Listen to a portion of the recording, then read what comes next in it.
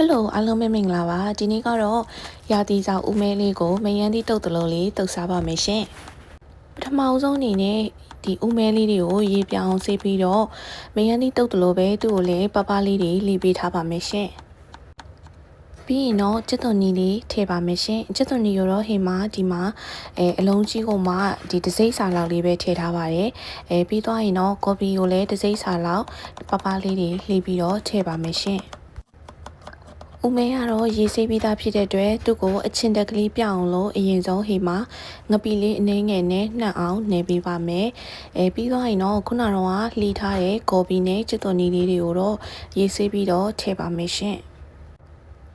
ပဲမုံလေးကိုတော့နှစ်စွန်းထည့်ထားပါတယ်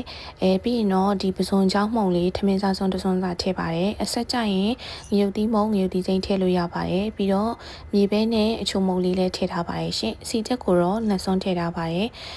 ငါမြာကြီးကတော့ထမင်းစားစွန်းတစ်စွန်းစာလောက်ထည့်ပြီးတော့ဒီမောက်ဒီအချင်းတက်ကလေးပျောက်သွားသည့်အချီကိုပေါ့နော်နှံ့အောင်တေချာလေးနေပေးလိုက်မယ်ဆိုရင်မယန်းသီးတုပ်အရသာအတိုင်းနောက်ပြီးလို့ရှိရင်ဒီတရက်ရှင်တုပ်လေးတွေအရသာအတိုင်းပေါ့နော်ချင်းကန်ဆက်ကလေးနဲ့ရာသီစာဦးမဲတုပ်လေးရပြီပဲဖြစ်ပါတယ်စားလို့လည်းအရင်ကောင်းတာမို့လို့လိုက်ပြီးတော့လှူစားကြည့်ကြပါရှင်အားလုံးပဲကျေးဇူးများတင်ပါတယ်ရှင်